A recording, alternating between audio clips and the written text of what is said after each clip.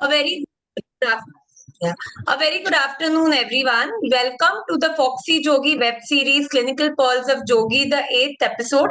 I welcome all the delegates for today's program, our faculty, all our senior faculty members who are with us today. To begin with, we start with Saraswati Vandana. ॐ सरस्वती नमो नमः मा सरस्वती नमो नमः विद्यादायिनि नमो नमः हंसवाहिनी नमो नमः ॐ सरस्वती नमो नमः मा सरस्वती नमो नमः विद्यादायिनि नमो नमः हंसवाहिनी नमो नमः ॐ सरस्वती नमो नमः मा सरस्वती नमो नमः विद्यादायिनि नमो नमः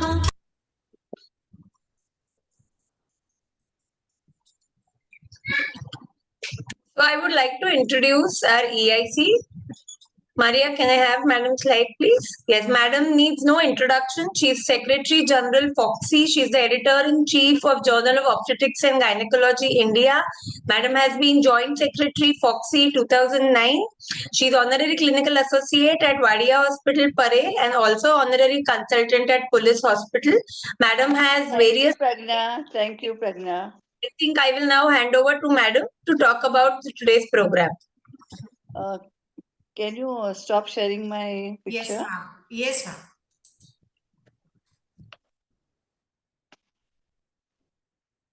ma'am. Respected our President, Dr. Jaideep Tang, our guest of honor, today's guest of honor, Dr. P.K. Shah and Dr. Naren Malhotra, who are our past President FOGSI, and I'm very happy that they have accepted the invitation and they have joined before time. So thank you very much. They are both great academicians and we'll get a very good input from them. Then our editor emeritus, my mentor, Professor C.N. Purandare, Professor Adidasu, Dr. Suvarna Khalikar, Dr. Geeta Balsarkar. Today's chairperson, Dr. Arun Nayak, Joint Associate Editor and National Corresponding Editor, Dr. Krishnendu Gupta, Dr. Ashok Kumar. Again, they are all three of them are very, very great academicians. So we'll have a very good interactive session. Then my editorial team, Dr. Anayata Chavan, Dr. Ashwini Balera, Dr. Pragna Changade, secretary team, Dr. Pragna Suppe, Dr. Sunil Tammewarkar, our national corresponding editor, Dr. Krishnendu Gupta, Dr. Lakshmi Shrikhande, Sushil Chawla, Dr. Radhika, Dr. Kiranmay Devyani, Dr. Shobha Gudi, Dr. Dipti Gupta, Dr. Mala Srivastav, Dr. Alka Pandey, Dr. Madhva Prasad, Dr. Krishna Kumari, Dr. Sampat Kumari, Dr. Ashok Kumar, Dr. Ramni Devi, Dr. Subhash Chandra Vishwas, Dr. Nidhi Gupta, and all my very, very dear friends. Good evening to all of you.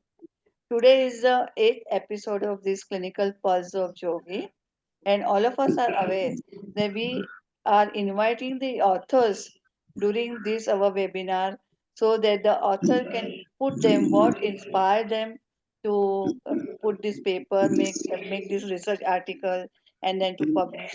And so we are getting, since last 7 episodes, we have a different topics, award-winning, papers and a good article, and we had very good interactive session. And last time we have also invited the international, award-winning paper and from Indonesia, and that was also a very good interactive session. So basically, we want to know that what made them to do the research, and many of us are aspiring people, especially junior, they can learn from them directly, and if they want to have a similar type of research, they can contact each other and they can aspire and they can do that. So that is the whole idea about it. And these authors, when they publish, of course, it is our journal is of a wide range, so they can everybody can recognize. So many people, we are on the Springer international level, our national level, so many people read the article. But what I felt that our authors are never given an opportunity to present in our FOGSI webinar, and that is the whole idea, that we should do something for our members, something for our authors, and with that we started this program. And I must appreciate that all the authors so far they have presented, they had really done excellent research. And today also we have two people. They are winner of this year, 2023. In a senior category, the first prize winner is Dr. Arpita Day, and she is going to talk about leadership-driven persistent reduction in cesarean section trends and interventional study for quality improvement. And the junior category, the second prize winner is Dr. Bhamini Jaketia, and she is going to talk on clinical outcome in patient undergoing LACS via ERASE pathway versus traditional pathway, a prospective observation study. So these two people are the winners of our 2023, which we recently declared the result in September MCM. And so we are going to hear quite a lot from them. And I must say, Dr. Lakshmi and Shobha, they are my, national corresponding editor. They are always there. Of course, Kiran, I can see Kiran also. They are always there for this webinar. So I'm not going to take much time, but it is really the cesarean is very, very common topic. We all do every day, one or two, or maybe, some people are doing once, we, whatever it is. But this is a very common topic and what we can improve the quality care and how we can, optimize the cesarean section rate. That will give us the idea about, listening to this paper, speakers. So with this, I thank all of you for joining the webinar. And now I hand over the mic to our what you say, Master of Ceremony, Dr. both the Pragna and Dr. Sunil. So good afternoon, everyone. I welcome you all to this 8th Clinical Pearls of JOGI. So under the guidance of our Editor-in-Chief, Dr. Madhuri Patel, Madam, we have had 8 successful, the 7 successful episodes, and this is one 8th episode where we are giving an opportunity to prize-winning authors to present their work in front of esteemed FOGSI presidents and all other editors, national corresponding editors, and most importantly, readers of the journal. And they will get a chance to know why the authors chose this topic, what they encountered, and how they overcame difficulties. And finally, they have won prizes for these papers. So I take this opportunity to introduce our chief guest for today, which is our FOGSI president, Dr. Jaideep Tang, sir. Can I have his CV, Maria? So Dr. Jaideep Tang, sir, he is the president of FOGSI. He is the chair of IGA committee, AOFOG, project lead FOGSI for USAID projects. He has been the secretary general of FOGSI and has been awarded the FRCOG honora causa by the RCOG. He's been the past president of MOGS. He's a consultant at Ashwini Maternity and Surgical Hospital at Ghatkopar, Mumbai. Sir has been instrumental for various FOGSI FIGO projects, and he has got a lot of grants for various activities and has been on the various committees of AOFOG. Sir is not able to be present today, but he's conveyed his good wishes for us. Next, I would like to introduce our guest of honor for today. Can we have the slide of Dr. P.K. Shah, sir? We all know Sir. Sir is a professor and has been a unit head at Department of Obstetrics and Gynecology at St. G.S. Medical College and KM Hospital, Parel. Sir has been the past dean of ICOG, Indian College of Medical Ultrasound, and Sir has been the past president of IAG, FOGSI, MOGS, and president of Association of Full-Time Teachers. And Sir has been on various committees. He's been the FOGSI representative to AOFOG and past editor. Yes, sir. Enough. Thank you so much, sir, for gracing this occasion. And can we have a few words from you, sir? Yeah, sure. For the journal. Well, thank you very much, Team FOGSI, Team JOGI, for inviting me to be a part of this very interesting webinar. Let me tell you, we all know LACS is one of the commonest surgeries that we perform in our field. And I, for one, since the time I had a unit, used to believe that we should do minimum C sections, not at the cost of health of the neonate or the mother. That also is equally important. And looking at today's topics, which are going to be delivered by Dr. Bhamini and Dr. Arpita, I thought it's very important for me to be there for the whole webinar. There is no point giving my comments right in the beginning because I'll reserve it for the end once both the talks are finished, or maybe I'll be interacting once the talks are over. But looking at what Dr. Jaideep Tank has been doing, I heard him deliver orations on rationalizing the rate of C-section, not reducing and all that, the way government wants us to do, rationalizing. I think it's a very appropriate way of putting it across.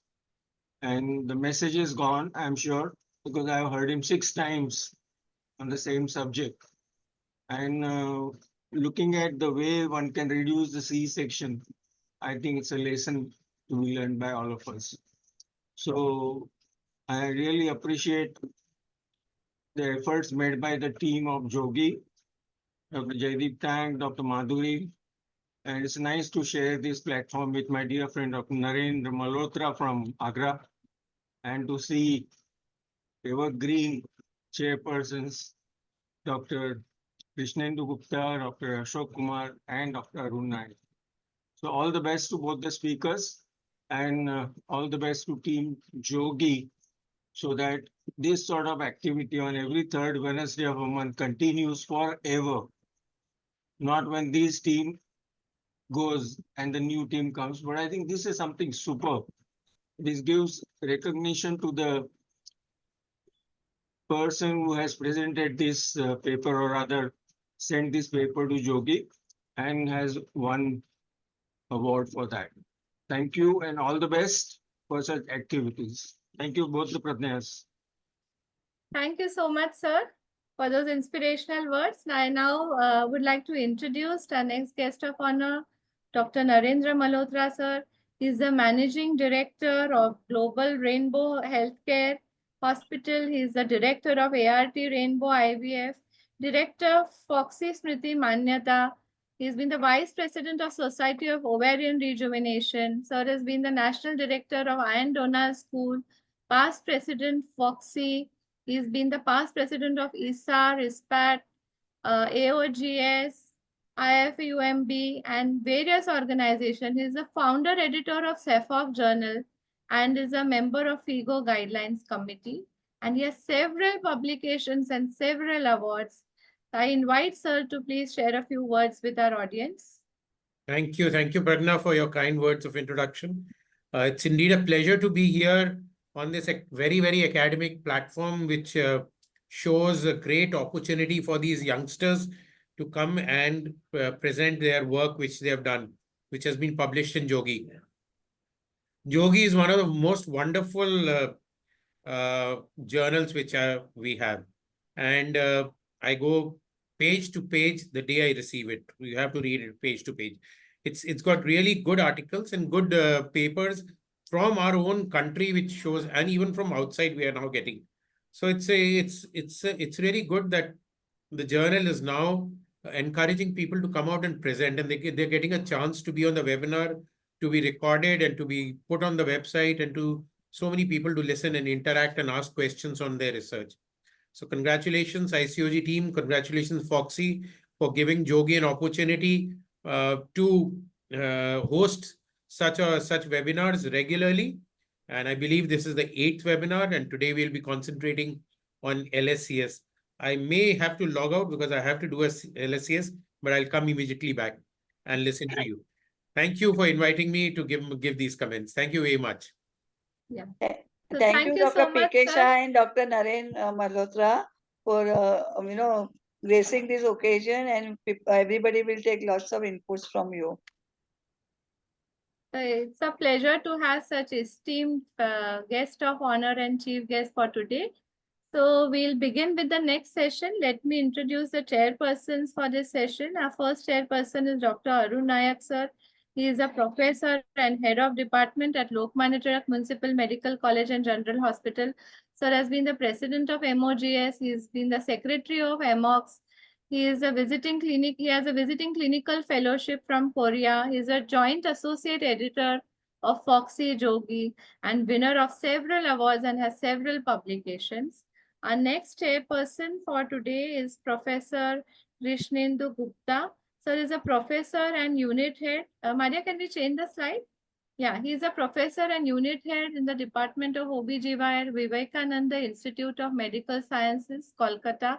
He is an adjunct professor at Kasturba Medical College of Manipal. He's been the Deputy Secretary General of AOFOG, Chair Climate Change and Pollution Working Committee, and he also has several, he has been the editor of various journals, and he does very active role in JOGI. We have the next chairperson, which is Dr. Ashok Kumar sir. Can we change the slide? So Dr. Ashok Kumar sir is a director, professor and head Department of Obstetrics and Gynecology at Atal Bihari Vajpayee Institute of Medical Sciences and Dr. Ram Manohar Lohia Hospital, New Delhi.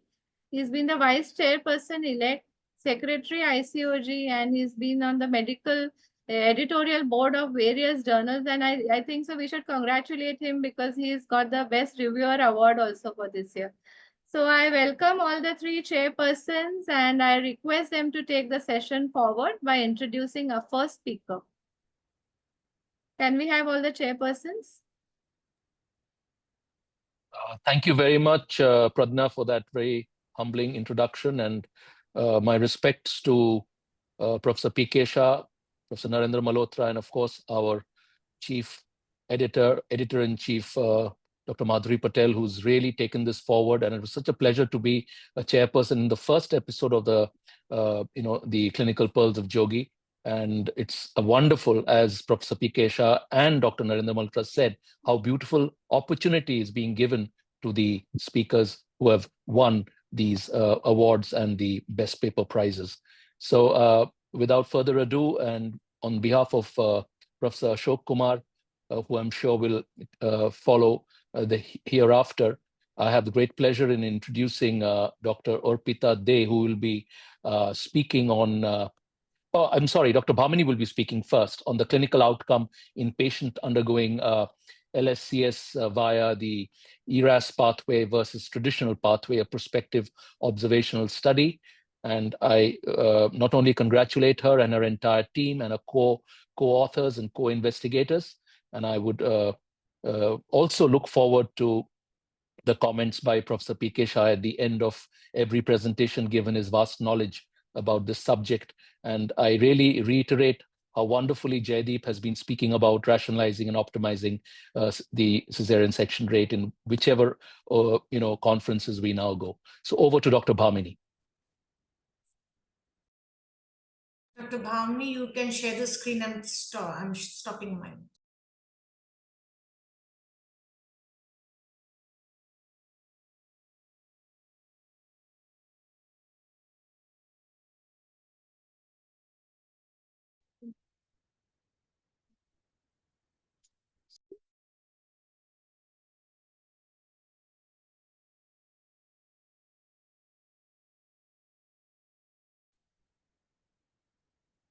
Dr. Bhamini, we can see your slide. Can you start, please? You're muted, actually. Bhamini, you're muted. Please unmute yourself.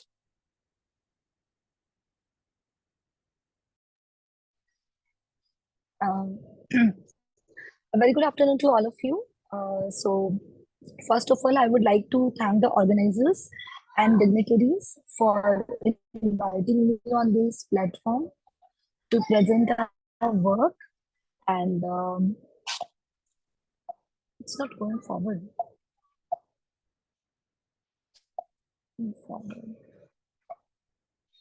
Hello, आप arrow वाली button से भी forward जा सकते हैं। It's not going.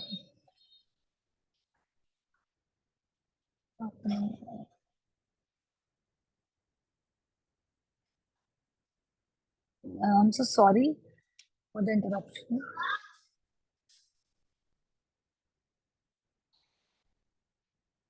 It's not going forward now.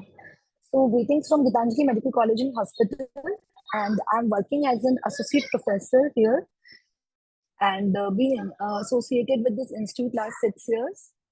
And this was our paper, that is a clinical outcome in patient undergoing cesarean section via ERAS pathway versus traditional pathway, a prospective observational study, which was published in prestigious Journal of Federation of Obs and Gynae Society of India in December 2022. And in our study, we tried to highlight the benefits of ERAS pathway when patient ERAS pathway for the patient undergoing cesarean section in comparison with traditional pathway. So this is a brief introduction. What ERAS is? ERAS is enhanced recovery after surgery, and the concept was introduced long back 4 decades ago in colorectal surgery by Sir Professor Henrik Curlet, and years later it has been infiltrated in so many specialties, including obstetrics as well. But still, we as a clinician and obstetrician are still hesitant to accept it on large, on larger scale. So the aim of the study is to accelerate and to improve early maternal and neonatal recovery. And definitely the key components of ERAS protocol is, number one is multidisciplinary team efforts, which include obstetrician, neonatologist, anesthesiologist, lactation expert, nursing staff, patient and their close relative who are taking care of them at that time, and the hospital administration as well. And this multidisciplinary team works in very close collaboration with each other to develop perioperative guidelines for the institute, and which we'll be discussing in subsequent slides. But the interesting thing is, very limited Indian data is available in obstetric population for ERAS protocol. And as the cesarean section is most common surgery that is performed in obstetrics, so number one and number two is the patients are young and healthy, and they desires fastest recovery. I think I've written desires, but I think they deserve fastest recovery because they have that motive also to recover faster in taking care of their baby. So keeping all these things in mind, we have designed our study to accelerate the patient recovery.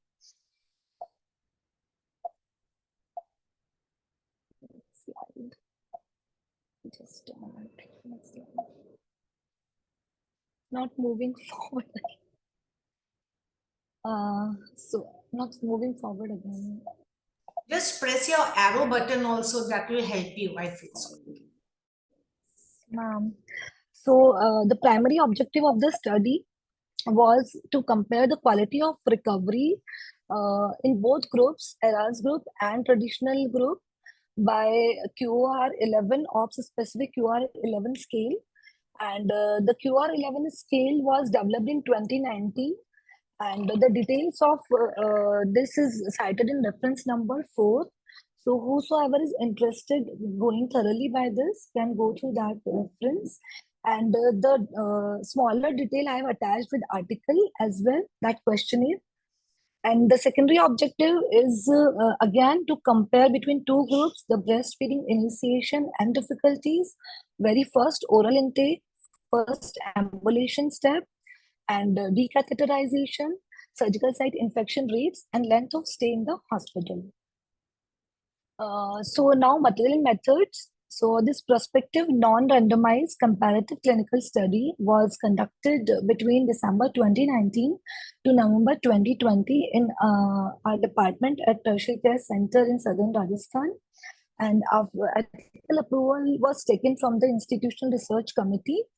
And the sample size was calculated with the help of statistician, and which came out to be 190, including all dropouts and exclusions. And the ratio was, the groups were divided into equal two groups with 1:1 ratio, that is 95 and 95 each. So this is the slide showing inclusion exclusion criteria. The inclusion criteria was very simple. The all pregnant females with gestational age more than 37 weeks of gestation, ASA grade 1 to 2 scheduled for elective cesarean section under spinal anesthesia and who gave informed and written consent to participate in the study were included. And exclusion criteria were patients with preterm labor pain less than 37 weeks, abnormal placentation like placenta previa, abruptio placenta, pre-existing medical disorders like cardiac disease, hypertensive disorders, any diabetes, severe and uncontrolled diabetes, severe renal and liver dysfunction, the patients having allergy to spinal anesthesia drugs and any contraindication to spinal anesthesia, and any psychological or neurological disorder were excluded from the study. So various guidelines have been proposed for ERAS protocol previously, and keeping all these guidelines in mind, the guidelines given by ACOG, ERAC Society, and SOAP, that is Society of Obstetric Anesthesia and Perinatology, were discussed thoroughly with our team, multidisciplinary team members, and a modified ERAS protocol was developed for the feasibility of our institute as well, and the keeping the patient population in mind. And the key components of ERAS protocol were: first is pre-operative counseling and preparation. The counseling part was very, very important. Aggressive and fantastic counseling was done for the patient who are participating in the study. And the second is high carbohydrate diet. That is, the patient were allowed to take solids till 8 hours of the surgery and liquids till 2 hours of the surgery. And pre-operatively 2 hours before, the patients were given 50 grams of glucose in 200 ml of water to prevent prolonged operative fasting, and adequate fluid balance was maintained. Intraoperatively, key component was first is delayed cord clamping if the contraindication is not present, and the second is skin to skin contact. That is, the baby was put on mother's abdomen after delivery, and post-operatively focused on analgesia of the patient, and the analgesia was given by non-opioid analgesics, that is paracetamol and diclofenac alternatively. And if the patient were requiring tramadol, that was given according to the pain score, and the doses were noted for that. And we tried to and each and every patient, the counseling was so fantastic that we have to promote the breastfeeding very first hour of the delivery, and early decatheterization, that is within 6 hours. We tried to remove the catheter of the patient, and early ambulation step, that is within 6 hours earliest. So these were the key components of our ERAS protocol. And the details of both details of ERAS protocol as well as traditional protocol I have given in the article thoroughly, and the key components we already discussed. So now we come to results and discussion. So if we go to the demographic parameters, that was almost comparable, the mean age and mean BMI. And if we talk about the mean duration of the fasting, that was much lesser in ERAS group, that was almost 3 to 4 hours. And when we compare with traditional group, it was almost 12 hours, and it was significant as well. And the mean duration of initiation of breastfeeding within 1 hour. So if we see the fantastic result, more than 50% of the female could feed their baby within very first hour of the ERAS protocol.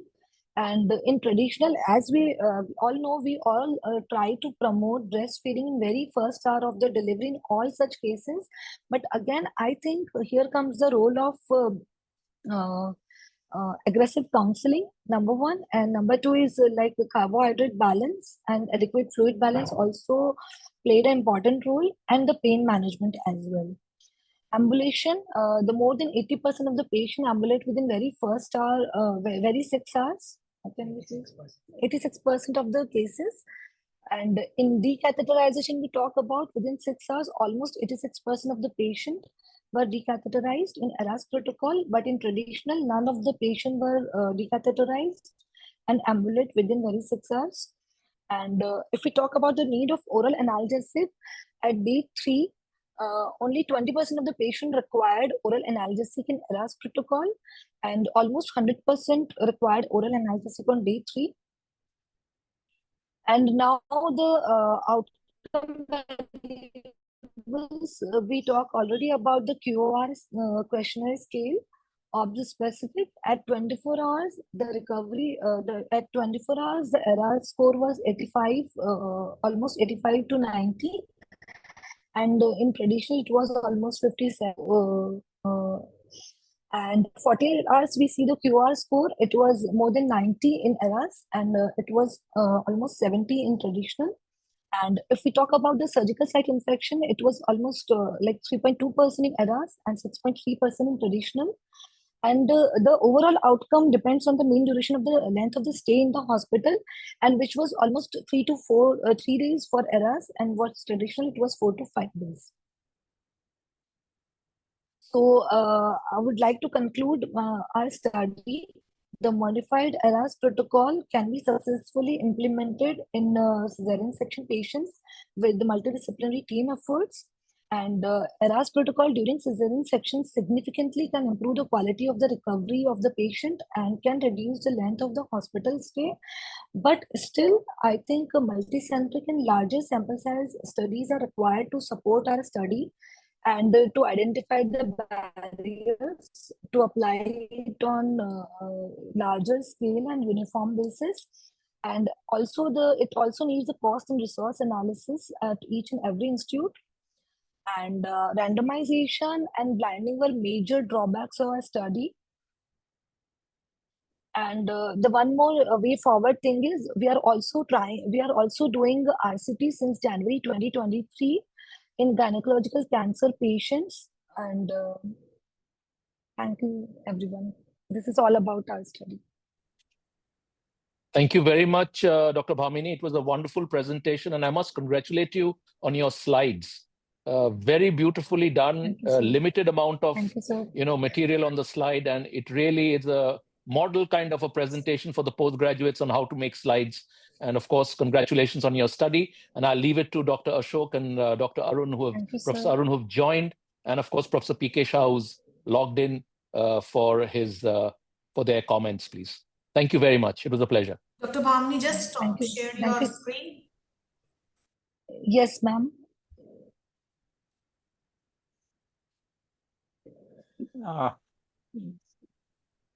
Doctor, good evening. Dr. P.K. Shah, sir, we can have your comments. Dr. P.K. Shah, I think he's there, but he's not near the camera. But I really saw Professor Reva Tripathi, whom I had met long back. So I wanted to say hello to her as well. I can see her photograph. Sir, Sir, we're waiting for you. Yeah, Professor P.K. Shah is there. No, I don't think he's near. He's, I think he's going to be. Yes. In the interim period, Professor Arun can also say a few words. Dr. Bhamini, excellent study. Yes. Yeah, I think your study emphasizes the recent developments and newer trends that we are all practicing. And nowadays, even that nail by mouth, which once upon a time we used to keep them for 24 hours and sometimes even more. That the concepts are changing, and it's good that you have done the study, and then your findings will be available to a lot of readers. And slowly, people who are in private practice also, they will start implementing. And early ambulation and early feeds is really going to make our surgeries. Patients can be ambulatory early, and that will reduce the complication rate. And also patients become very comfortable when there is early ambulation.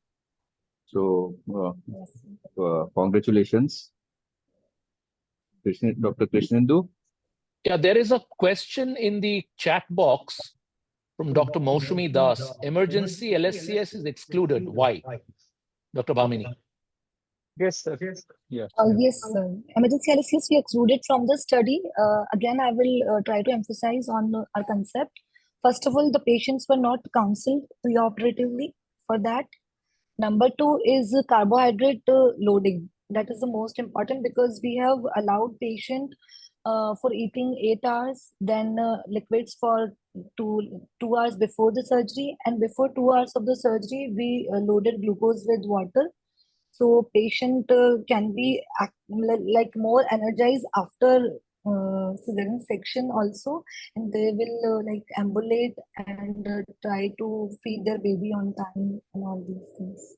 Keep in mind, No, we it is excluded better emergency to cesarean have, section. yeah, it is better Yes, to sir. exclude emergency cesarean in a research setting, because there are lots of variables and confounding factors which will affect the recovery of the patient in emergency cesarean. Patient. So it is Yes, sir. better to exclude for research setting, yes, but whenever we are doing in normal patient care, we can have some of the components. No, Dr. Bhavni, first of all, congratulate for selecting, Thank you, sir. JOGI has selected you as the award-winning paper. First of all, that, Thank you, sir. and it is heartening to learn that you have started this more extensive research on this topic in from 2023 again, and that is Yes, another sir. development which is we are looking forward to the results of that. I have few queries. Yes, sir. In your paper, I'm not able to get how did you calculate the sample size? If you can Okay. elaborate on that. So sample size was Because only two lines are written that calculated taking with 95% or something like that. No, I want to know what variables you have taken, yes, sir. whether you have taken this case control type of calculating method, or how did you calculate it, the sample size? No, Because you sir, have it just is a written two lines purely across. prospective observational study. No, Yes, it is sir. not. It is It not is a purely professional prospective observational study. observational No, study, it is an and interventional study. It has two groups. That is what I wanted to know, the sample size, because I am highlighting few things so comparative. that you can take care in your Yes, sir. this project which is going on. Near future, yes, So sir. we wanted to know Yes, sir. whether, because if you could have more patient also in your study, that is what my intention is, that probably if sample size is bigger, you could have done that also. So that is another suggestion from Yes, my sir. side. Second is you have Okay, written sir. that you have consulted so many protocols, so many guidelines, and then modified protocol for your center was developed. Who has developed, what standards were applied, and how it was developed? There's nothing mentioned on that. Yes, sir. Sir, first of all, I would like to highlight our Dr. Sunanda Gupta ma'am. She is the president. She was SOAP co-founder, obstetric anesthesia co-founder, and she only started about this. The ERAS protocol should be there because they've already done, as anesthesia point of view, they've done in so many cases prior. So, SOAP guidelines, which were they were following. ACOG has already given the guidelines for ERAC protocol, and No, that is what we so wanted we to know. What discussed was your together with protocol? ma'am. Yeah. What was the The protocol controls was were very simple, applied? which I have discussed in that. What were the standards you have followed? So these were the things, it leaves little bit Sir, more clarity on the development of your protocol, yes, because sir. you have followed and you have Yes, applied sir. that protocol for a large population, a large number of patients. So that is what I wanted to have a Yes, sir. Yes, sir. clarification on that. One more thing I wanted to know about, you have given a beautiful table in your paper about table 1 about the two protocol, which is traditional and what was your interventional protocol. Yes. Uh, Yes, I sir. just have a little query on that, because some of the like traditional As intervention details same. are lacking in the traditional methods. That is why it shows that somehow ERAS protocol is better. But routinely also few things are being done which have not been highlighted in your traditional protocol. For example, you have mentioned about preparation of the patient. In this ERAS protocol, you have only written that painting with chlorhexidine was done, whereas No, sir. Preparation nothing was was done in mentioned both in the patients. Yes, sir. It is nothing was missing in this mentioned table, about the I think. detail in the standard protocol. So we wanted to have more detail on that so that it is easy to understand by a journal practitioner that yes, by changing my practice from this practice to the new one as per the ERAS protocol, my patient is going to benefit. So those Yes, details sir. probably need little more Yes, sir. clarification. And one more thing is there, Yes, sir. you have mentioned about the, as you have mentioned in your limitations also, about the Mm. randomization and blinding method also. Uh, Mm. you have written randomized method of selection. So can you elaborate how did you select randomize these two, or how will you put the patient in two Yes, sir. groups? Two groups. We divided two groups on the base. So we Like divided we two have one groups on the patient. basis of first. Yeah. Yes, sir. The patient No, who agreed to suppose. participate in the study and they were fitting in our criteria, we followed ERAS protocol in that No, patients only. my question is, how did you decided that this patient who is willing for elective cesarean, how this patient will go in the ERAS protocol, or how this patient will go into the traditional method? Okay. So the patient who were planned for elective cesarean section, when we counseled about them ERAS protocol. Sir, am I audible? Hello. Yes, you're Sir, am I audible. audible, sir?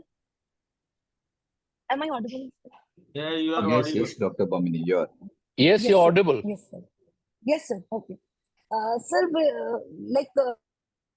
for the patient who was scheduled for elective cesarean section, we counseled them about the ERAS protocol that there will be less pre-operative fasting, and after surgery you have to ambulate, and each and everything we discussed in detail to those patients. The patient who agreed to participate in the study were included, So and it rest of was the by patient.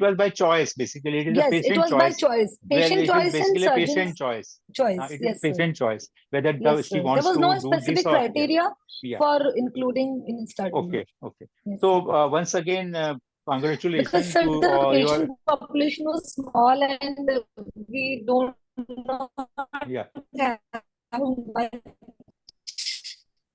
So congratulations on your study and your award. Only thing I will in the end Hello. conclude that each Dr. center Ashok, should Dr. develop. PK Shah wants to say something. Yes, sir. I think Ashok, a typical full-time teacher, unit head, your questions are well appreciated by me. And I wish it had been a randomized study rather than Yes. non-randomized. That is one thing. Gitanjali, Yes, sir, Bhavini, are you still definitely. attached to Gitanjali? You Yes, are sir. still attached to I have. Gitanjali? Because it's a very well Yes, sir. funded Yes, sir. hospital. Sir, I have seen you so Good many staff. times. Yes, sir. Yeah. Yes, So it's very nice. But what I feel is that yes, sir. over a period of time, if you see us working Yes, in a municipal corporation hospital Mm. or government hospital and what happens in private, Mm. I think there is slight difference. I'm sure Yes, sir. Dr. Krishnendu, Dr. Ashok Kumar, Arun, everybody will agree with me that when we were doing our MD in OBGYN, I think there was a strict protocol about how to manage the C-sections post-operatively. And if you are allowed practice Yes, sir. in private, I think you will definitely do something different what you have shown in ERAS. Okay? Because that is what Yes, is sir. happening actually in private practice. That Yes, we sir. don't let the patient lie down for a very long time. We don't put the catheter Mm. for a long time and all that. So Mm. basically, there is a change in government hospital and private hospital practice. And Gitanjali Yes. being a private medical college, Yes, sir. I think you were trying to compare these two, but I hope people have understood what exactly you are trying to push into by this award-winning paper. And it's always better that a patient is ambulated early, she's decatheterized Yes, sir. early, she started with Yes, sir. orals early. And Oh, this sir. has been Yes, sir. happening in private, to be honest, let me tell you, Yes, in sir. private practice. So it's good that people are reminded of what they should do, even in government hospitals also. Thank you very much and all the best. Thank you, sir. Yeah. Thank you so much. So when are you coming to Gitanjali? So PK, I'll just make one more comment. PK, Hanji. hello. Yeah, Yes. PK, what you said is absolutely true. I am working Yeah. in municipal hospital, but I also have private practice. And Hmm. after starting my private practice, I realized that patients do not have to be kept on catheter.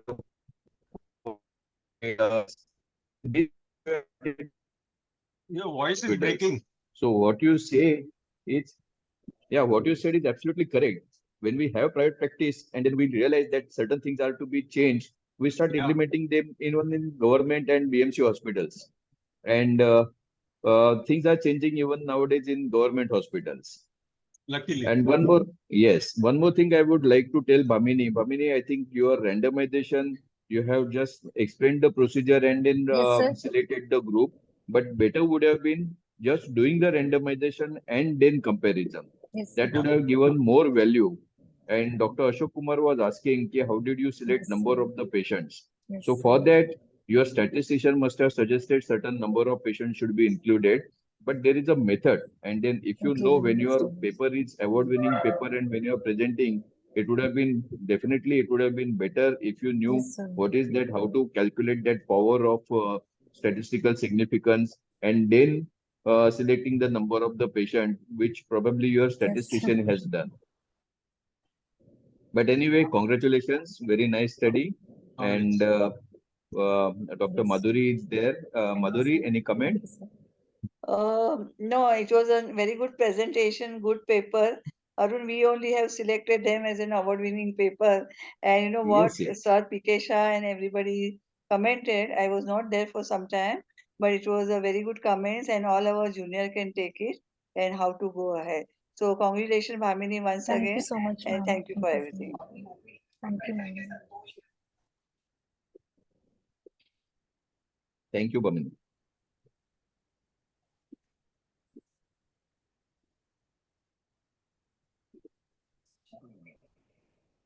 Thank you so much, ma'am. Thank you, everyone. I request the chairpersons to introduce the next speaker, Dr. Arpita De. बंद नहीं करना है।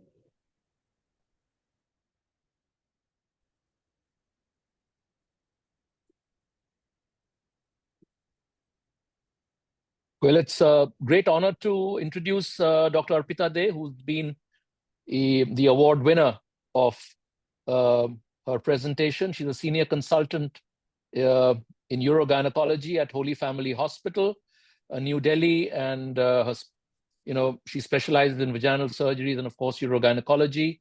A lot of awards she has won. The Dr. U.P. Jha Award for Best Paper in Gynecology in AICCR COG 2018, and the Silver Medal in Paper in the AOGD in 2017.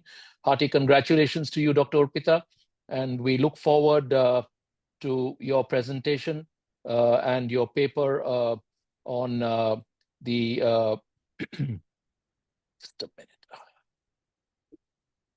on the leadership-driven persistent reduction in cesarean section trends, an interventional study for quality improvement. And before you start, my respects to Professor Reva Tripathi, whom I had met long back in Kolkata, and have also met her in various conferences thereafter. So it was really nice seeing Professor Reva Tripathi once again on the screen. All the best to you, Arpita. Please go ahead. Thank you so much. Thank you, Madhuri ma'am, Ashok sir, and all the stalwarts. And I really feel blessed that this paper has been chosen. Can I share my screen? Yes, please, doctor, you can share your screen. Okay.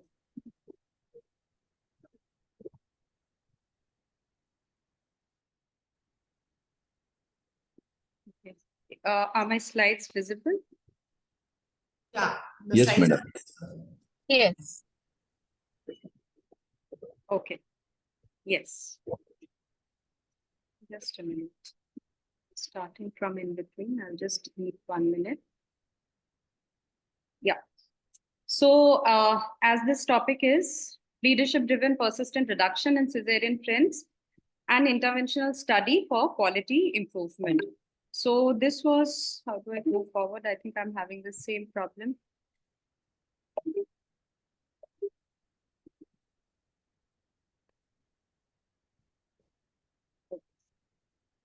So the motivation behind the study was Reva Tripathi ma'am, and we were collecting a lot of data regarding the cesareans and the work that we were doing. And so this study actually conceptualized much after we had started getting the data and when we started getting the positive results. And just to look at the background, we are all worried about the increasing cesarean rates, and they are varying. They're anything between 15 to 80%, So whereas in rural areas, it is the lack of cesarean facilities which are a concern, but in most part of urban India, it is actually the excesses which are a concern, which is as high as 70 to 80%. And this may be good or bad, again, depending on the situation where we are. And that is why each institution, as per WHO, has to audit its own cesareans to look at what could be the best possible outcome with the least amount of cesareans, so that we have the best baby and the mother outcomes. And this becomes an important tool for quality improvement. So one thing that I had forgotten to mention is that even though right now I'm in Holy Family Hospital, this study which we carried over 5 years was actually in Hamdard Institute of Medical Science, where Dr. Eva Tripathi ma'am had was with me as the head of department. And this whole study was during my tenure there. So again, now when we talk about quality improvement, we will have to first look at the principles that they talk about, which includes PDSA, that is the plan out the study, do the change, study how the changes are affecting, and then you act subsequent to these studies that you do on the interventions that you have done. So what we did, we introduced a fixed number of interventions at regular intervals. And according to those interventions, we were looking at whether we could sort of get any improvement in the cesarean rates or not. The ultimate result that we analyzed was in terms of the cesarean rates. So it was a retrospective cross-sectional study, and it was based on a previous study, which I again had published with Reva Tripathi ma'am, which actually gave the framework for which set of Robson's group to analyze on. So this was a study in 2016-17, where it was looking at the data from 2014 to 18. And it was looking at only the cesareans, and the main purpose was to identify the groups which were contributing maximum to the cesareans. So there we studied almost 7,000 deliveries, and 25 cesareans were analyzed, 2,500 cesareans were analyzed. And we got that our main concerning groups were the previous cesarean groups, which were contributing to 32%, and group 1, the nulliparous spontaneous group, which was contributing to 23%. So that was the starting stone of all our interventions. So now coming to the interventions introduced, there were certain organizational interventions in which we had the new head of department, new leader, which was the main driving force for having this common aim for all consultants to look at cesarean rates with a lot of seriousness, deputing one senior consultant in the labor ward who would actually look into each and every decision which was related to cesareans, ensuring adherence to standardized protocols. Then, of course, making the standardized operational protocols for the institution, which would look into our shortcomings, what resources we had, what manpower we had, and then they were further introduced. The next set of interventions were counseling protocols. It was both about what time we were counseling, because ultimately, if the woman is not supporting us, we cannot go ahead with a normal delivery, regular intrapartum updates, and to familiarize the women and the husband both about the process flow, where they are, what time is required, so that they are comfortable with the idea of the normal delivery taking time. Then the most difficult part came where we started doing regular audits. Here there was a lot of, if I could say, resistance, because nobody would like to see what sort of trends we have. We always look at it as a negative, but not necessarily. So we started having audits of cesareans, irrespective of the units. We started looking at the case records, labor register records, and started developing interdepartmental needs. So these are the interventions introduced through different PDSA cycles, which I will be subsequently discussing on. So this is the cycle that is told as the baseline for the PDSA. So let us go ahead.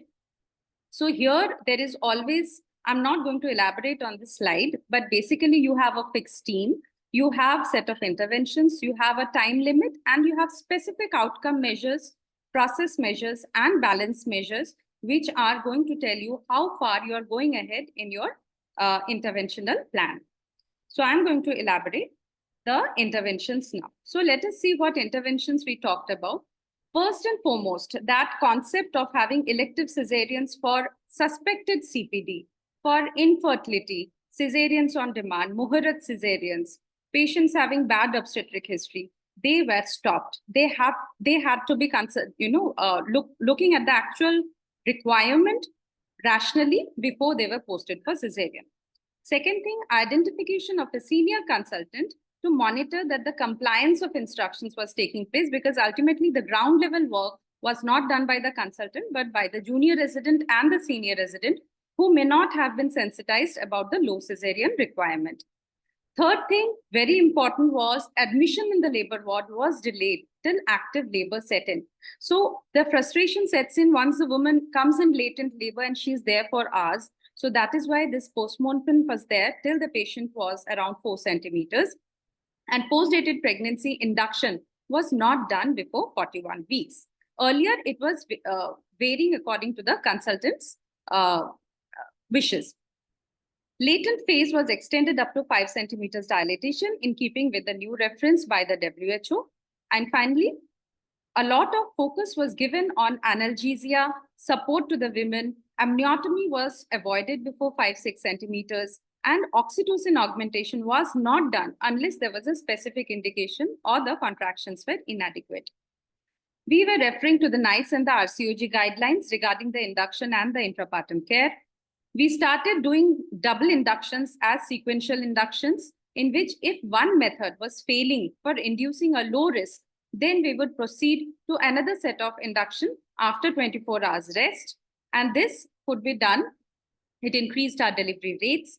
We started being more vigilant on the instrumental breech and vaginal deliveries after cesarean, and that art was reinforced. That looking at cardiotopograms, identifying the suspicious ones, and they were shared with the faculty so that the decision was not left on the senior residents alone. And finally, if there was any meconium, fetal distress, the patterns had to be picked up properly by the seniors and not necessarily take up a cesarean for meconium alone without any distress. So this was about the intrapartum interventional protocols.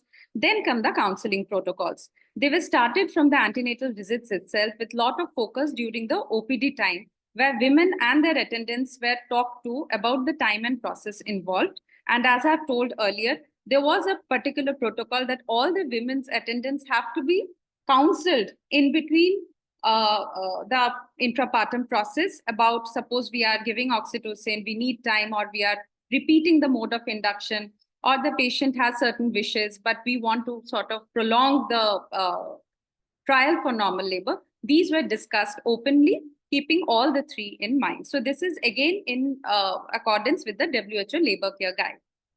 In the cesarean audits, it was led by a senior consultant so that they were accurate. Most important and difficult part was the accurate maintenance of case files and the labor register records. Necessary changes were regularly incorporated, and we had to get back to all the senior residents and the postgraduates who were in the labor room premises again and again on a case-based scenario, one-to-one interaction with no negative reprimandment or anything, and reinforce these changes that we were talking about. Then came the interdepartmental meets. We started having regular interdepartmental meets with anesthetists and the pediatricians, because it is ultimately when you are having a difficult second stage, you need the pediatrician. They were informed earlier that there is a high-risk case. Anesthetist, since they were on a different floor, on a different building, we had to coordinate with them. So all this process was sort of brought on the floor, where all the senior residents were talked to that you have to communicate with the senior resident. You have to tell them about the high-risk cases, have a dialogue ongoing in the intrapartum period so that you can optimize the emergency situations to the best of our capability. So these were all the materials and methods. Now we come to results. So results, we are going to talk in terms of three measures, the three quality measures. One is the outcome measures, balance measures, and the process measures. So here, this is one, the most important graph, which shows the cesarean rates over time. So if we see 2016 was the time when we had done our previous study, in which 2014 to 16, we had collected the data and we had identified our intervention groups. At this time, our cesarean rate was almost 38%. Sorry, the red one is the cesarean, 36%. 2017, we introduced the changes as mentioned in the methods, and coming to 2017, we saw a significant drop within 1 year to 27%. So during this 1 year, we had one change, which was through 3 PDSS cycles over 6 months. I will talk about which change was introduced when. The second change over again 3 cycles and 3 months. After 2017, we got the third change, the third set of changes rather, and this again brought down from 27% to 23%. So by this time, we were all very energetic, very focused, and we got a lot of impetus to what we were doing.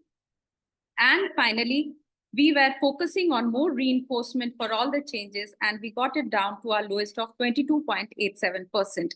So if we have to compare, no mother's outcome is complete without neonatal admissions. So we have neonatal admissions coming down from 38% to 13%. So once we did this analysis, we got that this was a significant change where the pre-intervention period, which was 2016-17, because this was the time when we were sort of introducing the changes, versus 23 and 22% in 2018-19, there was a significant change in the total cesarean rates.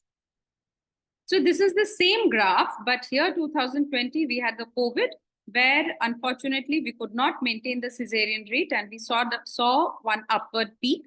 And even though we did not include this as a part of the study at that time, we decided to go for a RCA root cause analysis to actually look into non-technical aspects of why we had the increase in cesareans. So in short about the changes, the first change that we introduced was to stop admission before 5 centimeters, to avoid amniotomy before 5 centimeters, careful selection for oxytocin. And here is the compliance to that. So this is why quality is slightly different from our other studies, where you actually look into how many patients actually got this intervention. So we saw that the compliance increased from 45 to 80%. Amniotomy, in almost all cases, we were able to avoid before 5 centimeters, unless, of course, you have fetal distress, abruptio, etc. And routine oxytocin use in the first stage reduced from 95 to almost 55%. The second set of changes was to avoid induction before 41 weeks. So we reduced unnecessary inductions from 75 to 10% only in 6 months, and further 0 in 12 months of the intervention. Very important bedside handover for both the doctors and the staff nurses, because ultimately it is the staff nurses who speak and communicate with the women. This increased from 45 to 95%. So there was a full compliance, almost full compliance of the requirement for both during the handover. CTJ discussion with WhatsApp, this again increased from 50 to 89%. Rest of the 10-15% you have to rely on the senior resident for acute bradycardia or things like that. Then, of course, women meconium stained liquor. So if the feto-maternal condition allowed, we could give a trial of labor. This we could take from 30 to 90% of the patients. Similarly, coming to the third thing, that when you have senior residents who are doing all the difficult cesarean second stage, you need to supervise them. So this increased from 45 to 90%. So we were taking assistant professors for regular supervision of the cesareans to almost 90% of the difficult cesareans. And we, under Dr. Reva Tripathi ma'am, we were all motivated enough to do multiple primary breech deliveries, and all of them were supervised and looked into. Now let us see the data. Risk ratio of the cesareans in the pre-intervention and the post-intervention period that we have seen in the graph already. This shows a significant decrease, and the relative risk of the cesarean decreased to 0.6 after the full set of 3 cycles of interventions that we have introduced. If we look at the Robsons in the pre-intervention and the post-intervention period, there have been some increases and some decreases, and on analyzing, we could find reasons for both. So our main success was in group 1, where we reduced from 35% in group 1 to 31%, the spontaneously nulliparous women. And the second success was in the spontaneously laboring preterm deliveries, where we reduced from 8% to 5%. there was an increase in 2A group. So here I've not written, but I would like to elaborate that during these years, we also started getting a lot of patients who were high risk, like GDM, preeclampsia, and so naturally the inductions increased. So this automatically increased the number of women with 2A, the absolute number increased, and so subsequently the cesarean percentages also increased. Second thing is the group 5. So the pre-intervention was 3%, now it increased to 4.93. So again, that is because the number of women we were getting in group 5 had increased. And on analyzing, we saw that it is actually the 5.2 women with previous 2 cesareans, which had increased from 23 to 30% of all women with previous cesarean. And this was obviously one factor which you cannot help, because previous 2 cesarean, we are not giving any trial of labor. So this analysis is very important, not to get disheartened with the results that you get.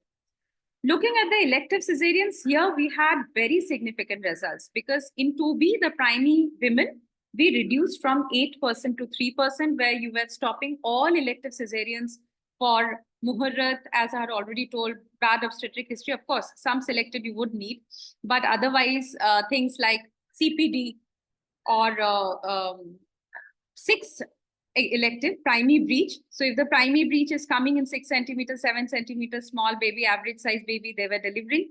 And elective, again, also we could convince them for normal delivery. 7 elective multiparous breech also, we reduced the cesareans, and this actually contributed to the overall cesarean reductions. So as I've told, we discussed the outcome measures. We are now yet to discuss the process measures and the balancing measures in the quality improvement. So what do you understand by process measures? It actually means whether an activity that was originally planned has been actually accomplished or not. And in this study, the most important was the documentation, from where you are getting all the monthly data. So it was a very rigorous daily check of the labor room register, as well as each and every case record pertaining to any delivery or cesarean. So here, if you look at the process measures, while file checks were anything between 60 to 75% earlier by the seniors, the assistant professors and the associate professors, this improved to almost 90% of the files were covered to see that they have been properly looked at. This automatically enhanced the quality of work, and this also ensured that these files could be used for future use for any other type of research that we wanted to think of later on. Second is cesarean register check. So this, of course, we started looking at the sister records, because we know they have a perfect record and sometimes 1 or 2 cesareans used to be missed. So that is why this accurate entries, once we started confirming from the sister records, reinforcing the senior residents, we got the 99% compliance rate. And of course, we had then finally decided to merge the 2 registers to make it more convenient for the senior residents by making one common register for the cesarean as well as the delivery register. Third register is the skill development. So it is different people, different senior residents are coming. We are coming from different places. Our sensitization may not be sufficient enough. So we were having regular discussions of cardiotopograms. This was on a weekly basis, or maybe even during the weekly classes that we used to have, get a file, look at the labor process, see what high risk was there, and discuss further. We were looking into different types of drills. We were doing it on almost every 15 days, sometimes PPH drill, shoulder dystocia, breech delivery, on patients, on simulation models. So this was, again, anything for postgraduates as well as senior residents. Every 6 weeks or 8 weeks, we were having the pediatricians coming in for the neonatal resuscitation program. You should know when to start the intubation, not for all babies, when to give the bag and mask. Then we used to have annual trainings on tissues for bladder repair, for anal sphincter repair, because these are the complications that can occur sometimes, which the senior residents or all of us should be well equipped with. So from none to regular workshops, reinforcement, trainings, we put a lot of focus on that, and that itself improved the quality of work. The final measure of quality is balancing measures. That means what unanticipated consequences may happen when you're trying to improve one parameter. So some other parameter may actually be hindering your progress elsewhere. So it could be related to morbidity, either the maternal morbidity or the perinatal morbidity. So we were looking at all the factors: PPH, sepsis, third-degree tears, shoulder dystocia. For example, you're looking at a big baby and yet delivering her. So how many patients of shoulder dystocia, how many third-degree tears? And accordingly, we saw actually there was no difference. We are all afraid of these outcomes, but there was no difference in the pre-intervention and the post-intervention era. Perinatal outcomes, anything about nursery stay, neonatal mortality, neonatal sepsis. In fact, we actually saw that the admissions between 24 to 72 hours reduced from 38%, 25% to almost 19 and 13%. So let me clarify that this is not only related to the obstetric interventions, but a huge contribution was by the pediatrics team for finalizing their criteria, which was to be uniform for all consultants about when to keep the babies in the nursery, when to give them prolonged antibiotics, things like that, which actually put a lot of load on the patient's pocket. This was again a significant reduction. So now coming to 2020, when we saw the COVID pandemic and this study took a toll, and then we had an increase in the cesarean rates. So here we decided to look at the final part of a quality is to look at the root cause analysis for any problem. We saw manpower issues, administration issues, and technical issues. Manpower issues, we had a separate COVID building where we had to diversify, we had to send the residents, we had to introduce new postgraduates at the same time, and all the trained residents were going away. There was a constant shortage of people working there. Equipments were going and getting divided between the two places. Administration priority was mainly on COVID protocols like PPEs. CTG machines were not available all the time. They were divided in the two buildings. And of course, establishing protocols like reduced exposure to COVID patients, that was also a huge technical issue. So now we come to the discussion about this whole quality improvement study.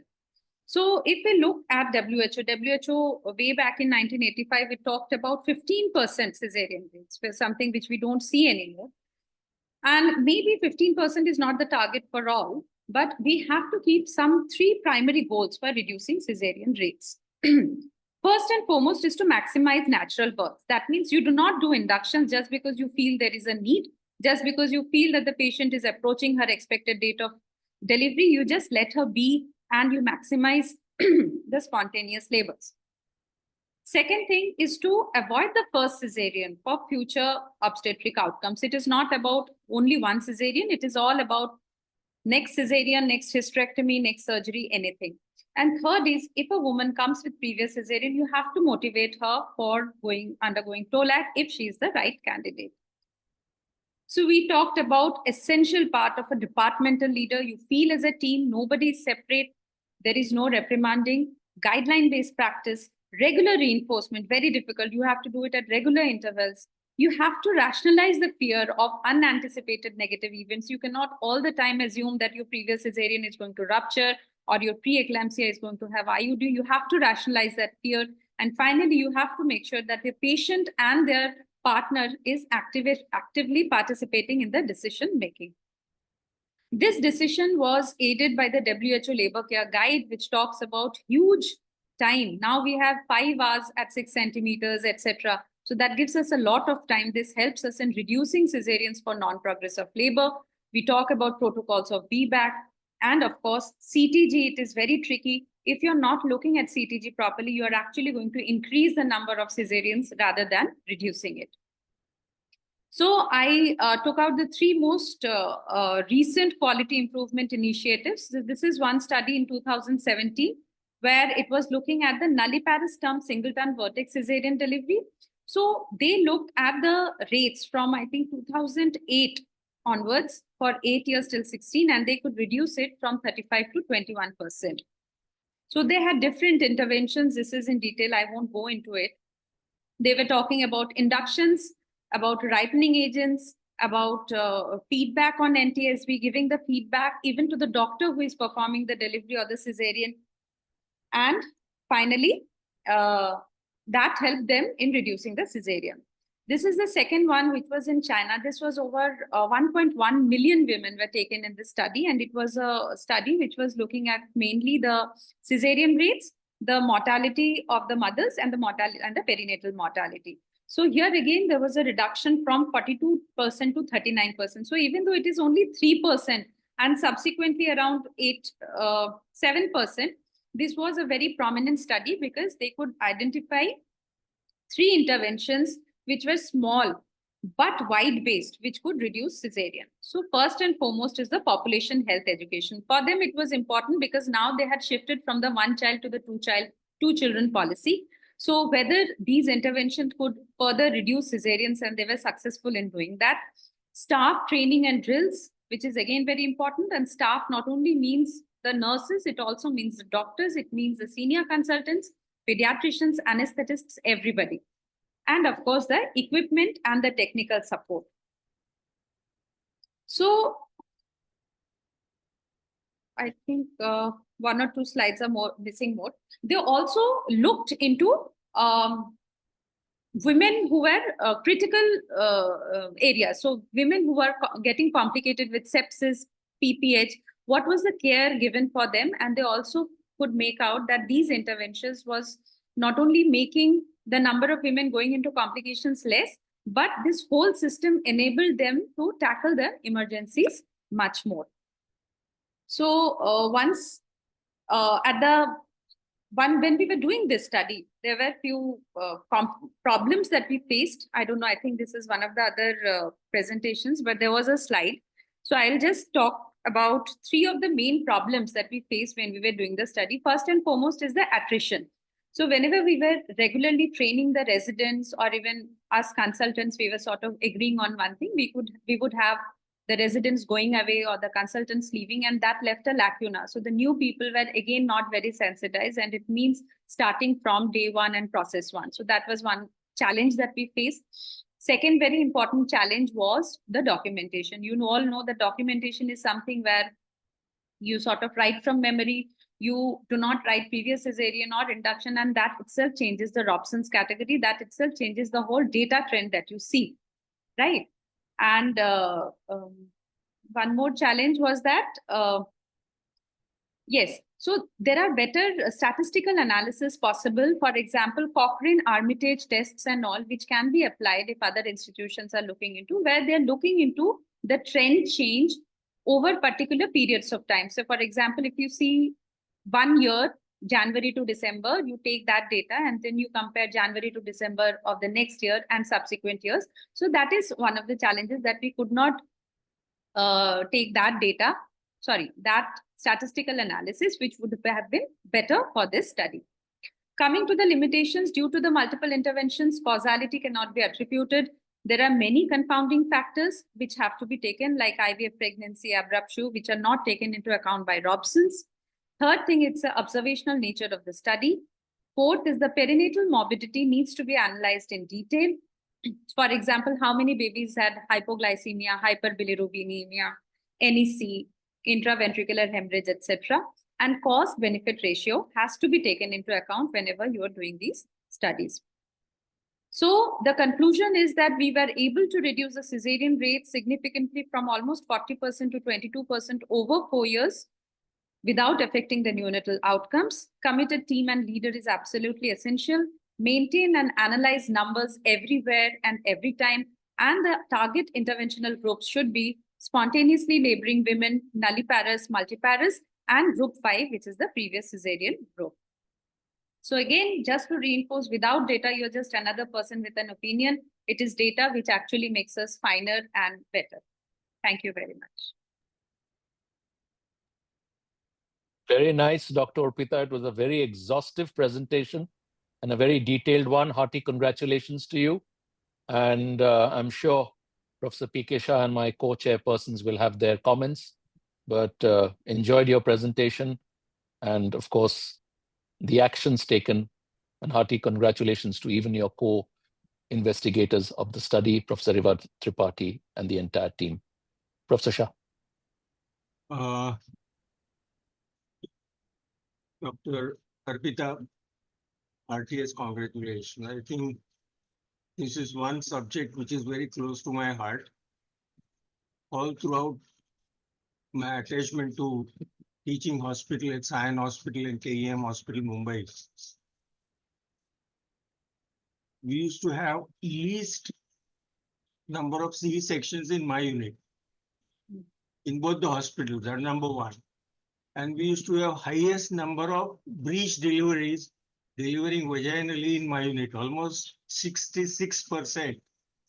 So I'm very happy that you have come out with something in black and white. What is important is presence of seniors. I'll tell you why is it important that you have to have an assistant professor around on the day of emergency in labor ward or at least in the campus. I'll just give you one example that a patient was taken up for C-section following one drop in fetal heart rate during uterine contraction. And imagine the unit head allowed it without bothering to ask any details. Now, this is something where I feel the seniors come into picture. You have to go into details, even if it is the late night, 2 o'clock, 3 o'clock in the morning, somebody calls you up, you have to ask questions and really find out whether C-section was really indicated or not. So your VBAC and breech deliveries, I really appreciate.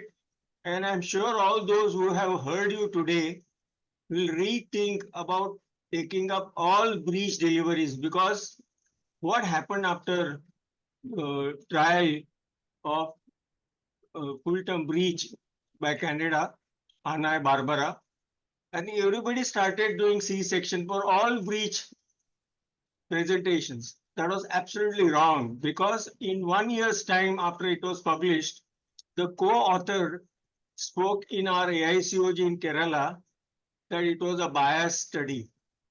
Think of it. Co-author of that particular paper said that it was a biased study, and one should be very careful about such studies. Number two is that one can now send the picture of CTG to the seniors. You have mobile, you can take a snap, send it to senior and let the senior decide whether really there is an indication for C-section or not, depending on what the CTG is like.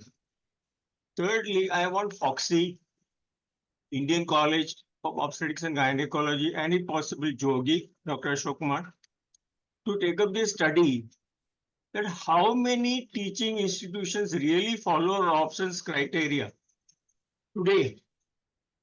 See, Robson's criteria, I have heard him talking in Mumbai, in other places in India, and I was thoroughly impressed that the guy has done really thorough, detailed study as regards indications for C-section. But how many of us in our country, in teaching institution, follow these Robson's criteria? You will be shocked if you come to know the statistics of this.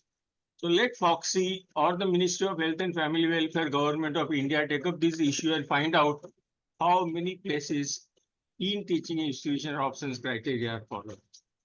So RTS, congratulations. We need people like you to come out with papers like this so that people can read and rethink about doing C-section, which are really not indicated. So 70-80% C-section rates we have seen in some of the states. I think something needs to be done at state level and also at the level of national, the Ministry of Health and Family Welfare.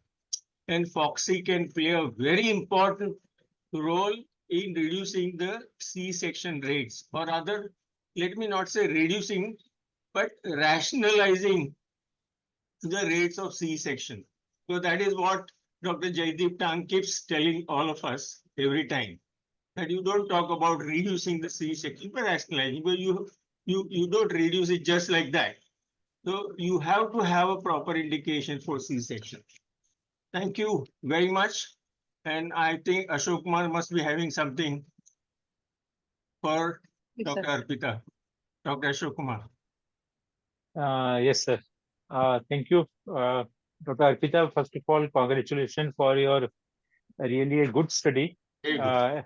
And cesarean section rates and reducing the rates. This is a very each and every obstetrician is very obsessed about this, and it is a very much in need of the hour also, that one should rationalize or optimize the cesarean rates at their institute. So you have done a very good and very detailed, and you have really touched all the points and try to give solution to each and every point. And you have really focused on option 2B and 5 or 6 really carefully, and really you have given all the clarification and done a very good study, detailed study. And I know Dr. Eva Tripathi, madam, I have also worked with her and Maulana Azad Medical Institute. So I know how she performs and what is her concept about cesarean also. It is a very good study, and lot of concept and lot of thinking has gone into this in developing the protocol, as well as in putting the concept together in presenting this paper also. And that is probably reflects that why you got this award for this study. I have a few suggestions or comments to make on this. See, overall, which if you see the detail, your Robson classification, where you've given pre-intervention and post-intervention rates, and you have rightly said that in some of the division, the rates have rather increased also, right? If you see this 2B, where you have reduced the elective cesarean, like doubtful CPD or Murat cesarean or these type of indication, where you have you thought that probably these cesareans could be avoided, but you have not mentioned that when they delivered, how many of them delivered as emergency cesarean? Because elective you have stopped, whether they were delivered as emergency cesarean or not. So that is another aspect to look at, those cesareans which you avoided, whether you are shifting from one category to another category.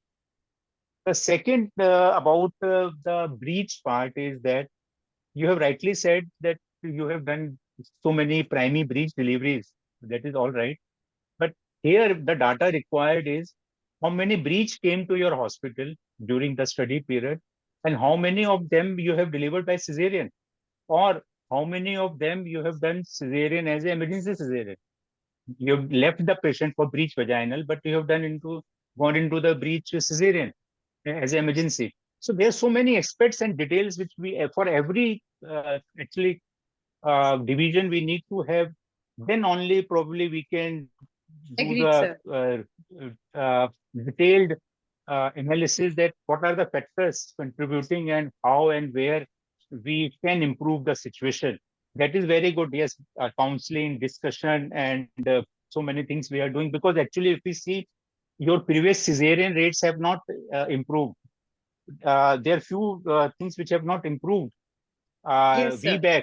VBAC have not improved, and Yes. and we are also finding it very difficult to reduce the cesarean rates or motivating these educated patients, because now the people or the family is educated and they know about the cesarean, and they know about the birth during labor or whatever, all these things we are dealing with, and they are hesitant to give consent for VBAC.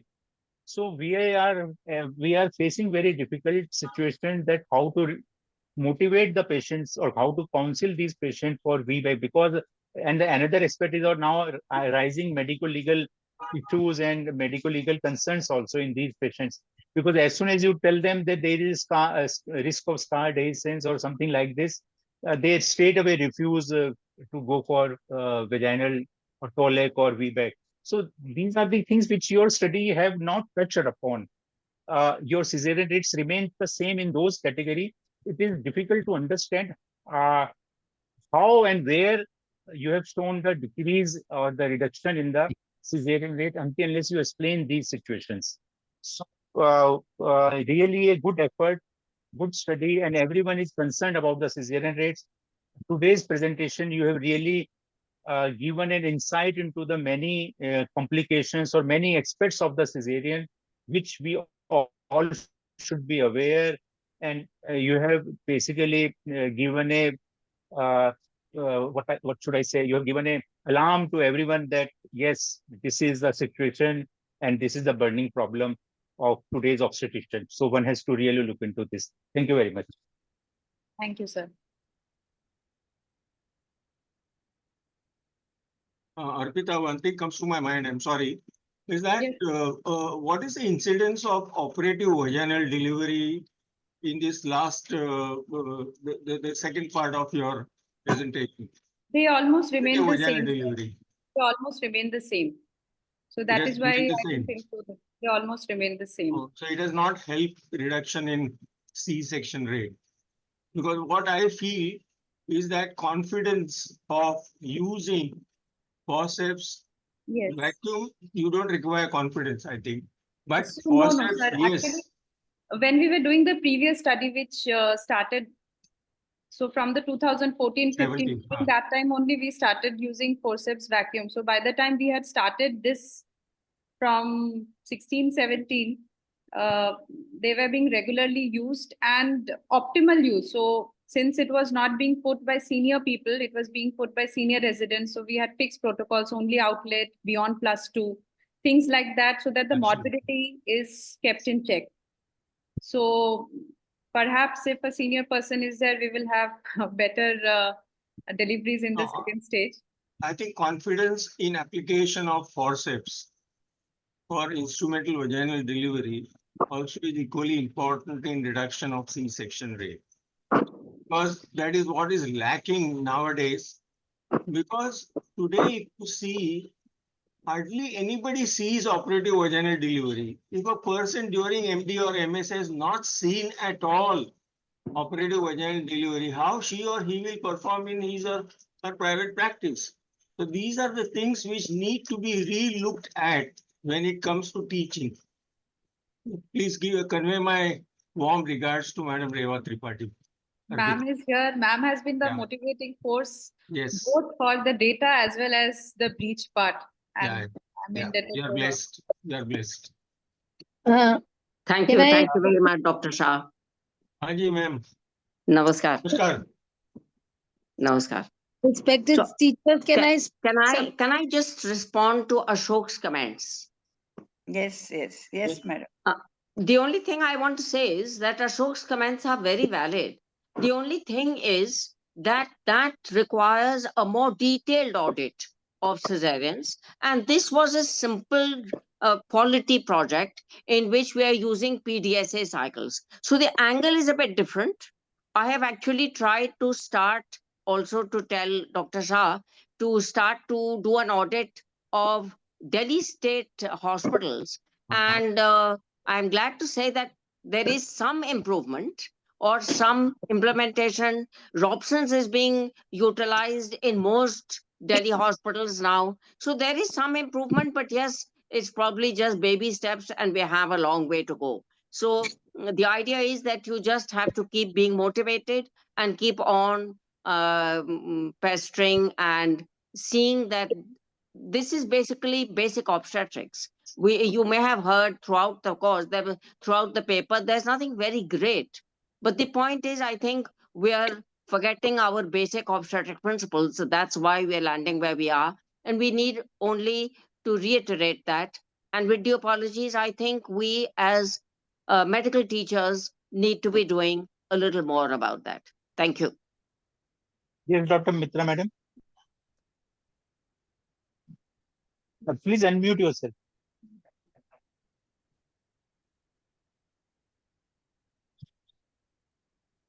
Please unmute. Maria, unmute her. Co-host. Maria, Yes, ma'am. I don't think. I don't know. Am I audible? Yes. Yeah. Yes, madam. At the outset, I must congratulate Dr. Madhuri Patel, Dr. Ashok Kumar, all the seniors, Dr. Krishnendu and Dr. P.K. Shah, and of course, Madam Tripathi, and the two wonderful papers that I got to hear. So I just want to say one thing, that hats off to Dr. Reva Tripathi. She's such a wonderful teacher. And she's very right in saying that it is the, it's a thing just going back to your basic obstetrics that you just don't hurry up to do an unjustified cesarean section. And I must congratulate Dr. Pita for compiling a beautiful, although it's a cross-sectional study, but what in my for the last 2 years, even we are reading a lot about Robson's 10 group classification, and what I understood was that this is just Hawthorne effect, which means that once people are under observation, they tend to improve their practices. So when we audit our records, when we say why we are doing cesareans, maybe we'll be doing less unindicated augmentations, unindicated inductions of labor. And obviously these Murat cesarean sections, or we may be spending more time in counseling. And of course, to do breech vaginal births is a challenging situation now today, like Dr. Shah has rightly mentioned it. But what happens is that once the fear psychosis comes in, it's very difficult to translate it the other way. But I'm sure that with this very good study, I must say, to give reward to such a study is actually in itself, our Jogi and our seniors are inspiring everybody to come together and compile their data and look at their indications of cesarean. And I personally feel still the onus is on decreasing the primary cesarean sections. So that is really now the game changer. Once you've done the cesarean, sir, I think VBAC becomes almost impossible for the medical legal problems and awareness amongst people. They will not leave you if anything goes wrong. So I'm glad that I joined today, and thank you so much. I have a privy who's shouting in second stage. Wish me luck and thank you so much. Congratulations, all of you. Thank you, madam. Thank you Sir, so much. I would like to add or highlight one more important thing here, and Dr. Arpita Day has touched on that. It is important to understand that with cesarean, we have perinatal mortality or morbidity also. Although it is very low, but it is there. So we should be careful that in the efforts of reducing the cesarean rates, we should not increase our perinatal morbidity. And your paper is, Dr. Arpita, is still silent on the perinatal morbidity, except that you have only mentioned the data about the neonatal or NICU admissions. So we would like to have detail on your perinatal morbidity while you have shown your friends that cesarean rates are decreasing. So that is another way of looking at this concept of optimizing cesarean rates. Once again, thank you very much and congratulations. Dr. Kalpana has raised her hand up. Yes, thank you very much. I very much agree with Professor Ashok Kumar, and I congratulate Arpita for her vast study. I have already published a review article on the same topic in JOGI in 2019. And what I wanted to stress is that the primary cesarean sections are the one we should be given more attention to. And in a hurry and like that, as we have mentioned, that there is no senior one to advise, and the juniors and the SRs, they are doing cesarean sections at random. That should not be done. But what Arpita has not touched is the bad part of rising cesarean rates. She has not mentioned anything about the more morbidities and mortalities which are due to cesarean sections. Because after all, why we want to reduce the rate? This point is very important. And as long as the 10 group classification system is there, the system is for audit. The system is not for deciding the indications for the cesarean sections. That is my opinion. I hope the senior professors will agree with me. Thank you very much. Dr. Thank you, Kiran Maria. Mai has some question that patient comes to you early in labor and she is not 5 centimeter dilated.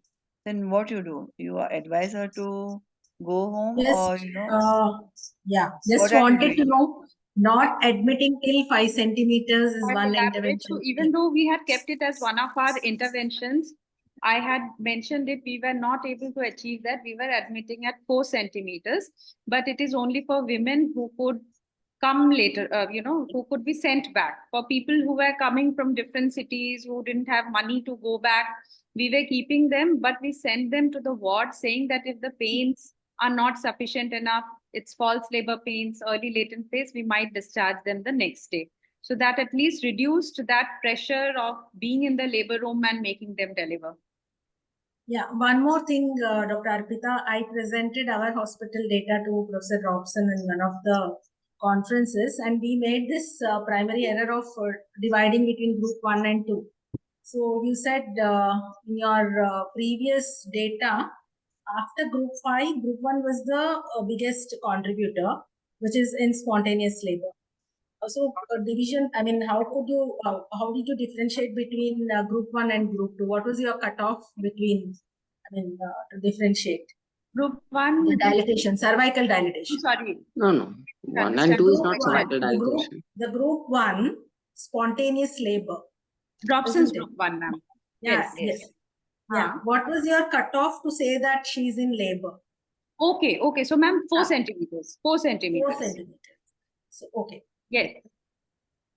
So we were following 4 admission criteria. Again, we targeted 5, but yeah, we have to come down to 4. Maybe keeping the patients in PHCs and CHCs if it's a public sector in between. And they sending us to at 5 centimeters. Maybe that is something maybe we can really, because otherwise, if she's admitted with us with 2-3 centimeters, the tendency is to intervene or do something. Yes. So we kept such patients in the ward rather than in the labor room. So if the patient knows that if she goes into labor, she will be shifted to the labor room. We could give her analgesics, make her comfortable, and we counsel that we may send you back tomorrow home if you do not progress for 2 centimeter or multiparous findings, which are the, doubtful. Wonderful. Actually, your paper under the guidance of Madam Tripathi helps people like us, I think, in a lot of medical colleges. But my experience has been it is too difficult, especially when your staff crunches there, when there is attrition and all. We attempted for 2 years, then we could not maintain the computerization of the data and everything. But with those efforts also, we could, Telangana has highest cesarean rates, if you all know, in the country. So when we came to this medical college, which was newly established, the primary C-section was around 60%. Now, 2.5 years down the lane, it is 33% last month, which we could achieve. Long way to go, but I downloaded your paper and my respects to Tripathi ma'am. And Madhuri ma'am, this is such a wonderful idea to have this journals online for discussion and really say great learning. Thank you so much. Thank you. Arun, would you like to comment? Arun? Would you like to comment? Yeah, Dr. Arpita. I Highly motivating and very good. Sorry, please continue. Yeah. No problem. I just wanted to congratulate you. This was very, very impressive and very motivating study. And the day I read about this paper, I was thoroughly impressed with the way you have conducted this study. I just have a few concerns which Dr. Ashok has already raised. And those concerns were like the medical legal aspect. And another thing was I wanted to ask Tripathi madam, how your voice is breaking. Protocol you had. Hello. To be the decision makers, and then because I am head of department in Sion Hospital, and there are varying indications in different units. They are following different indications for cesarean sections. So I just want to know if I want to go ahead and then implement few changes in my hospital. How did you motivate your senior consultants to be the decision makers? Valid question. Thank you, Dr. Madam, Arun. I would like to know from you. Yes. I think that part of my advantage was that I had a very good team and they were all willing to listen to me. But jokes apart, I think that we need to follow, as I said earlier also, basic obstetrics in letter and spirit. I think we've kind of given up on that. So it is not a question of getting people to listen to you. It's a question of putting data in front and talking that if if perchance they're not willing to see things originally or initially, maybe do it in your unit, put up the data to them and show it that it's very much easily possible. The other thing that I want to talk about is the medical legal.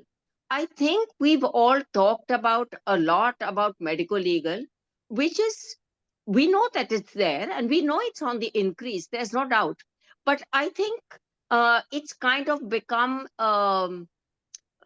something in which we hide behind like a shield we use. Are we telling them rates? It's, yes, there is a risk of rupture, no doubt. But what is that risk? Is that risk 1 in 2, 1 in 10, 1 in 100? So we have to be realistic. So just simply saying that there is a risk is not enough. It needs to be quantified. And I think, and of course, there are staffing issues. There is no doubt about that. I wrote about that in the first presentation also about the ERAS protocol. So if you want to do any good work, there is a requirement of staff, and paucity of staff is going to create a problem in terms of, ideal management. So these are things that we need to work around. We need to collect our data, convince our administrators, convince our colleagues. It may be a slow process, but I don't see any other way. Thank you. Thank you very much, madam. Anybody would like to ask anything? Or otherwise, I can give my comments. Dr. Krishnendu, would you like to ask something? Not at all. I mean, everything's been covered so beautifully, and I think about operative vaginal delivery, and so nice to be here and learn about this, and really hats off to Professor Reva Tripathi. Well done, ma'am. Hearty congratulations Thank to you, you and your team. Thank you. Thank you, ma'am. So, Dr. Arpita and Madam Reva Tripathi, excellent paper. And we have selected as one of the best paper of this 2023 years, because all of Thank us you very went much. through it. Dr. Arun, myself, and we all went through it, and we like this paper very much. So it is a clear-cut message giving to all our members that how you can optimize or rationalize the cesarean section rate instead of reducing the C-section rate. I have been also, this topic is also very close to my heart, and I have been presenting this paper, not paper, but this topic everywhere. And you know what, while going through the literature, what I found that, there are, as madam has said, there is a constraint of the obstetrician and the paramedics. So one of the papers where I had read that in 2005, they found that the cesarean section rate was almost 79%. So they thought about it, why it is so high 20 years back. And they thought about the quality improvement. And what they did, they hired, they did a group practice. So in a group practice with the senior people, and they decided not to admit the patient before primary gravity, especially before 4 centimeter dilatation. So in that, they could reduce the C-section rate for prolonged labor as well as for the fetal distress. Because these are the two common things. Either you take C-section for prolonged labor or cesarean section, I mean the fetal distress. And nowadays, because of the monitoring, fetal heart monitoring, tochocardiography, even one drop, as is mentioned, if it is a fetal distress and we take for a section. So as madam has said that we have to make, seniors consultant to take the decision, and Dr. P.K. Shah said that there is always, nowadays, our resident always send on our mobile the tracing of the CTG. So that is also going to help. But the fetal distress, whether it is actually a fetal distress or not. And as it is pointed out by Dr. Ashok Kumar, that if you miss this one drop and you continue her to go into labor, and whether they deliver them at that time, whether how much was the perinatal morbidity. So that is also important part of that. And secondly, what has happened, we have seen the induction of labor at 39 weeks. There are papers coming out that 39 weeks, but you have to, when you are doing induction at 39 weeks, you have to do in a low risk patient, at least, Bishop score. If Bishop score is not good, your induction is going to fail. So you have to first improve the Bishop score, and then you can do the induction of labor. So that 39 weeks is little bit, controversial for the low risk patient. If she's a high risk patient, we have to induce the patient. So maximum cesarean section rate are due to failure of induction of labor.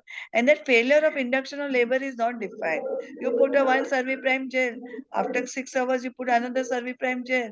Patient is not going to labor, and you label as failure of induction of labor.